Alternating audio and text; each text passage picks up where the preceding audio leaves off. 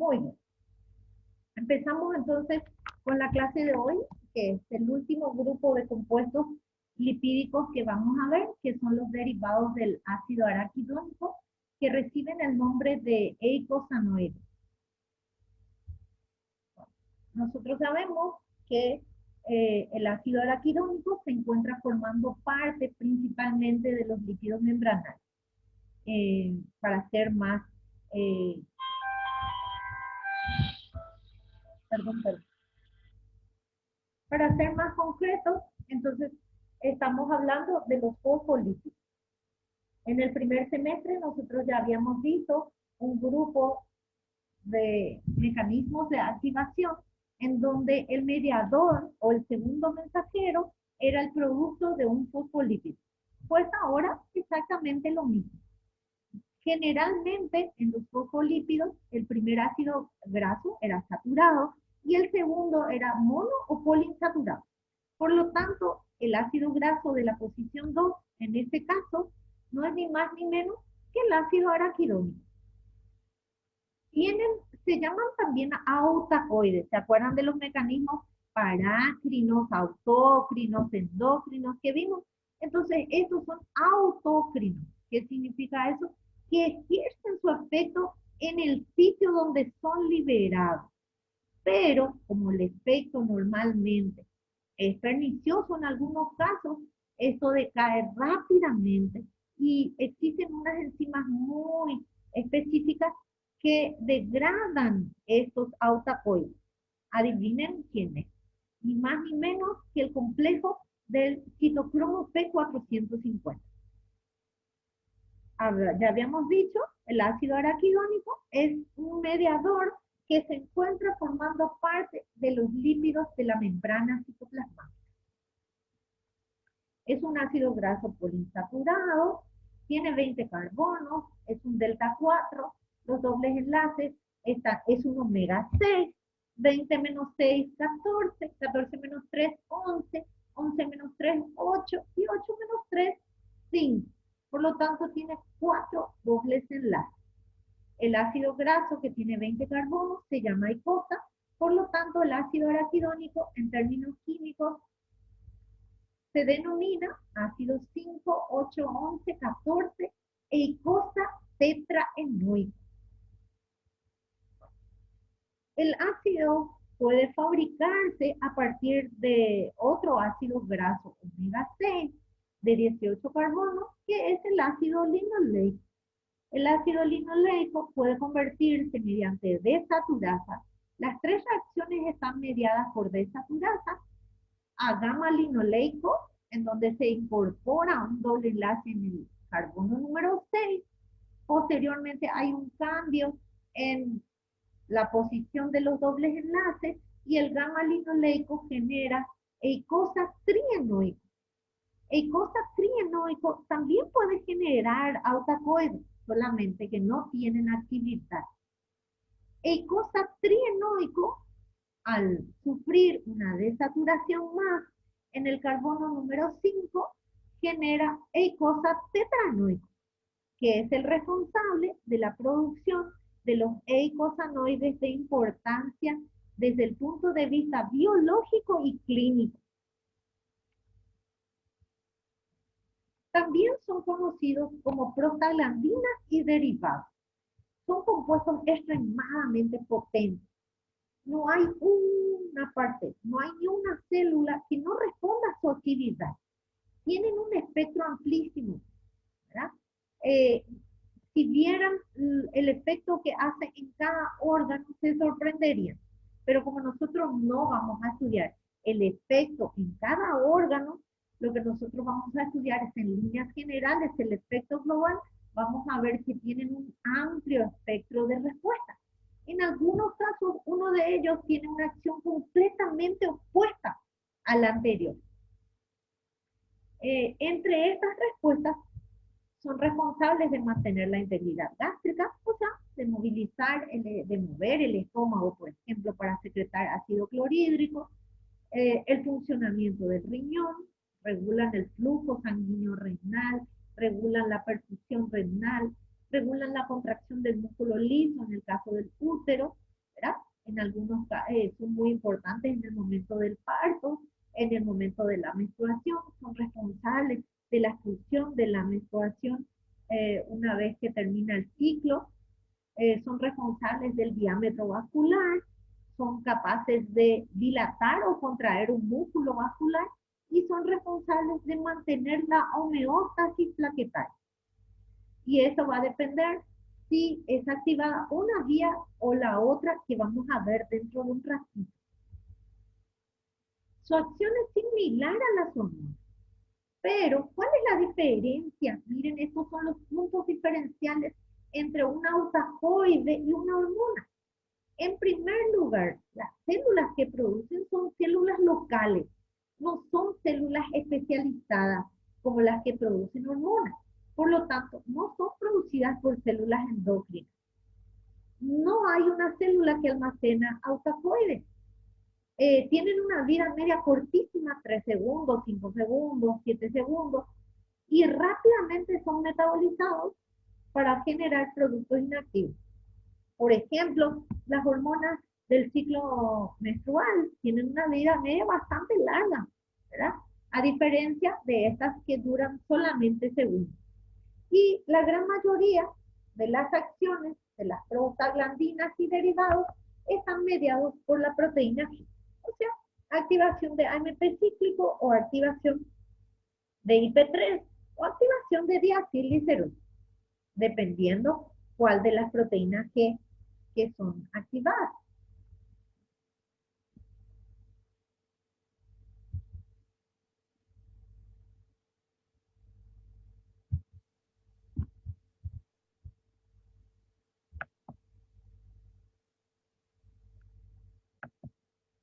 Bueno, esto para ver un poquito cuál es el mecanismo de formación.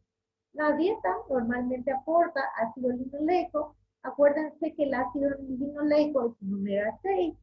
Al comparar omega 6 con omega 3, nosotros habíamos visto que omega 6 era inflamatorio y omega 3 era antiinflamatorio. Pues van a ver acá cuál es la razón de por qué omega 6 es inflamatorio, ¿verdad?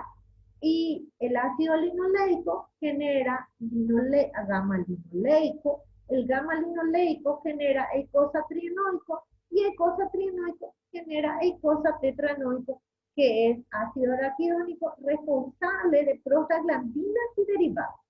Las prostaglandinas son agentes inflamatorios. Entonces, de ahí que de forma indirecta se puede decir, o de forma secundaria. No es que el ácido linoleico en sí sea inflamatorio, sino que el ácido linoleico genera ácido araquidónico y la activación de la cascada del ácido araquidónico puede generar productos inflamatorios. Ojo con eso. Este es otro mecanismo por el cual se genera un ácido graso diferente a esta, que es la vía característica de formación del ácido araquidónico. Y acá generamos octatetranoico, eicosatetranoico, eicosapentanoico, EPA, ¿se acuerdan? Y EPA produce eicosanoides sin actividad biológica, por lo tanto, entre EPA y eicosatetranoico, ETA sería, EPA no tiene el mismo efecto inflamatorio que el ácido araquidónico, ya que los autacoides que se producen a partir de él no tienen actividad biológica.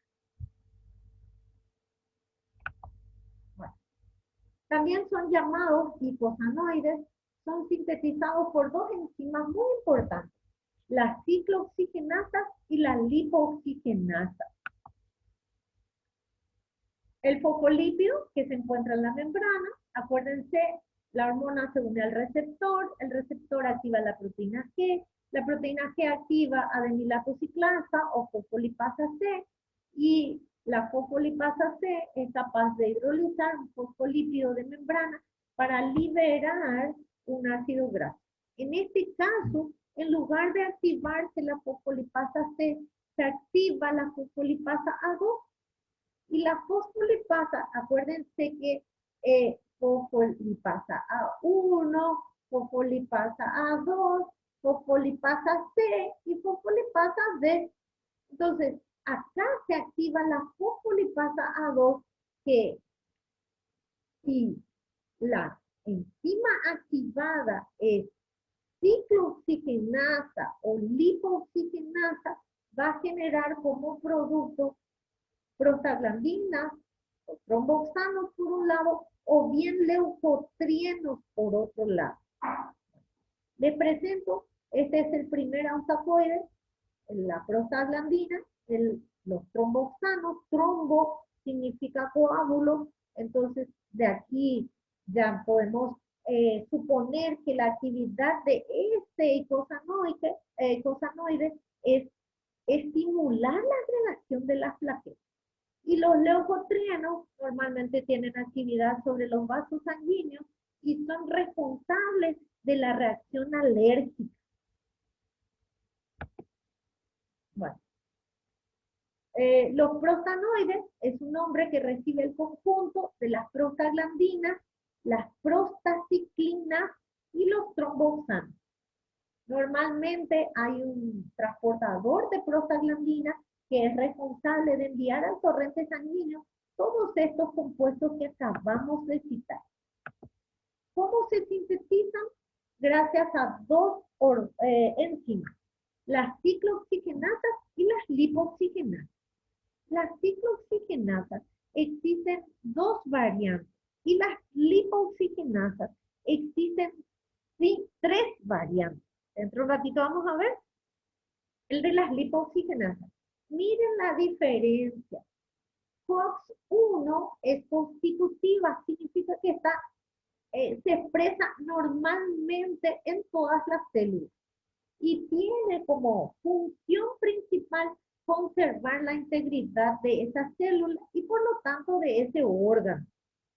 El tromboxano A2, que se sintetiza por estimulación de COX-1, predomina en plaquetas y esta ciclooxigenasa de tipo 1 es responsable de regular la hemostasia y la inflamación.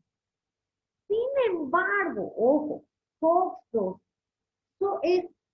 y esta es constitutiva, esta es inducible y solo se va a expresar cuando necesitamos atacar o una célula o una partícula extraña, como por ejemplo una glicoproteína de membrana en el caso de las enfermedades autoinmunes, o cuando hay que atacar una proteína de la membrana de una bacteria o de un virus. Para ejercer su acción como agente inflamatorio, necesariamente activan la liberación de calcio desde el retículo endoplásmico. El aumento del calcio es el que va a ser responsable de todos los demás efectos de tipo inflamatorio. Por lo tanto, miren acá algo muy interesante. El calcio participa en los procesos inflamatorios. Es necesario la elevación del calcio citoplasmático para que se inicie la inflamación. Entonces, allí aparece que la leche, por tener alto contenido en calcio, inflama. Pero, ojo con esa expresión. El nivel del calcio en el interior de las células está perfectamente regulado. Lo que significa que porque yo consuma leche y tenga alto contenido de el calcio no va a activar de por sí el efecto inflamatorio. ¿Quién es el que activa el efecto inflamatorio? La proteína G. A la proteína G tiene que estar unida una citosina, una toxina o un mediador como los factores de crecimiento o las interleucinas o el interferón o el factor de necrosis tumoral para que se active el mecanismo inflamatorio. Por ende, El calcio de por sí no es un agente inflamatorio, pero participa en la inflamación. La ciclooxigenasa de tipo 2 regula solo la inflamación, no la homeostasis. Y la prostaglandina E2 y el tromboxano A2, que son derivados, que están abundan en los macrófagos justamente para iniciar el proceso inflamatorio. Muy bien. Esta es la cascada del ácido araquidónico. Los productos, generalmente estos, los intermedios, son peróxidos cíclicos, pero todos los peróxidos cíclicos son extremadamente inestables y generan endoperóxidos estables que son responsables de la acción de este grupo de compuestos. Empecemos por aquí. Los fosfolípidos de membrana, mediante la activación de la proteína G, y gracias a la activación de la fosfolipasa A2, estimulan la liberación del ácido araquidónico. El ácido araquidónico, dependiendo el órgano y la situación, puede sufrir la acción de la ciclooxigenasa de tipo 1 o la ciclooxigenasa de tipo 2. Estas enzimas generan un endoperóxido que se llama prostaglandina G2. Se utilizan letras del alfabeto y un subíndice 2 para indicar los autacoides más importantes del cuerpo.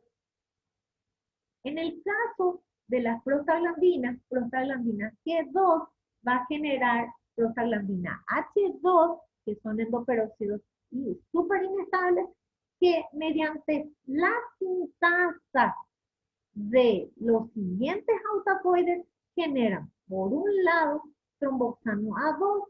Tromboxano A2 genera tromboxano B2, prostaglandina E2, prostaglandina D2, prostaglandina F2 alfa y prostaciclina. La prostaciclina y de inhibidor, por ahí vayan, entonces es un potente inhibidor de la agregación plaquetaria y que se metaboliza rápidamente a 6-keto prostaglandina G1 alfa. Este ya es un producto inactivo de las prostaciclinas. Cada uno de estas prostaglandinas y de este tromboxano tiene un efecto en particular dependiendo del órgano.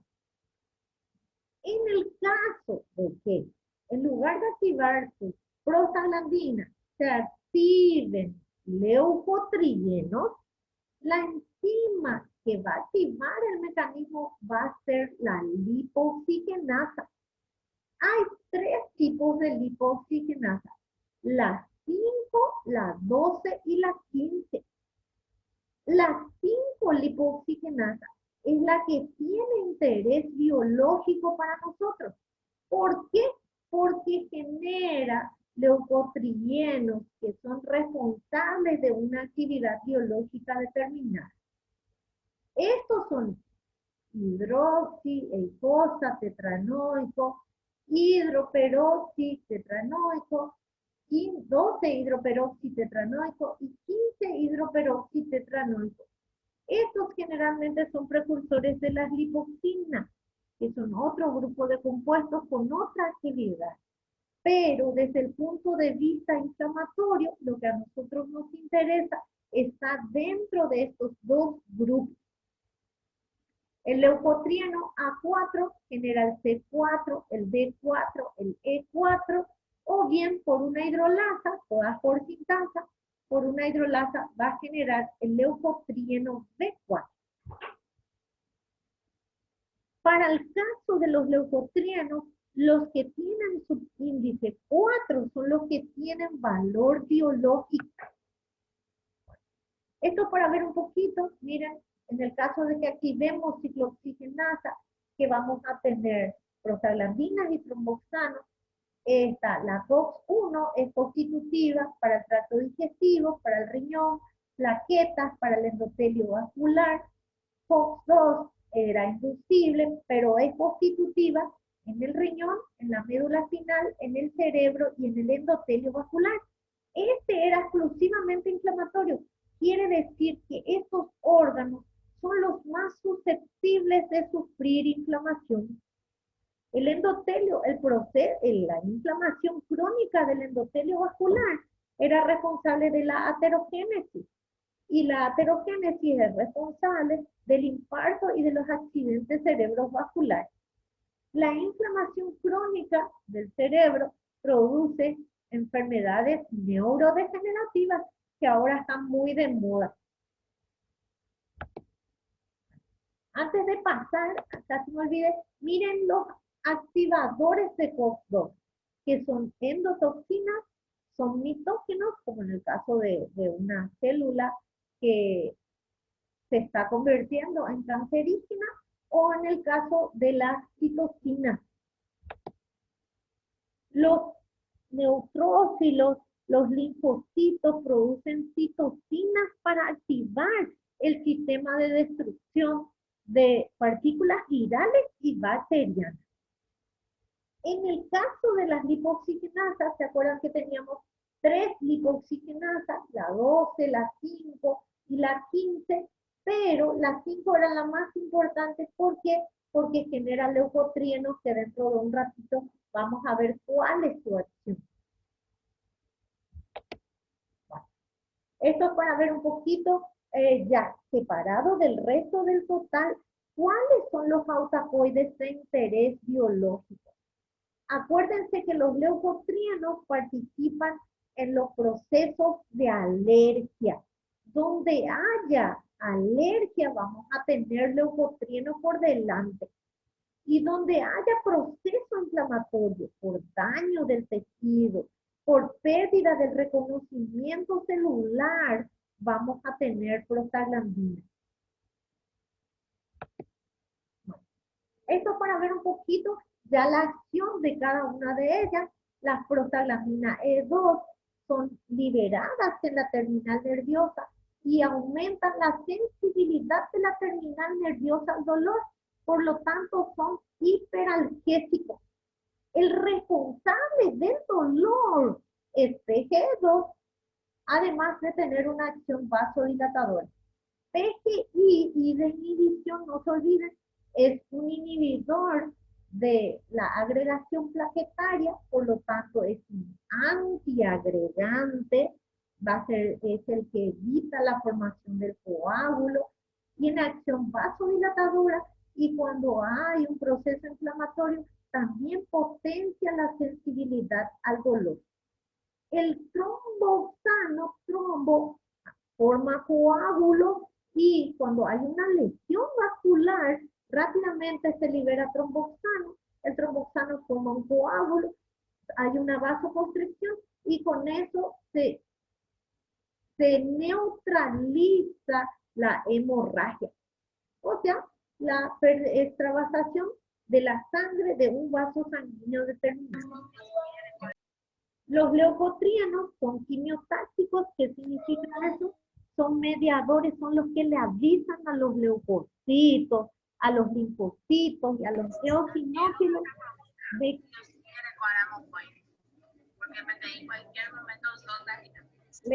Por favor, ¿puede apagar tu micrófono?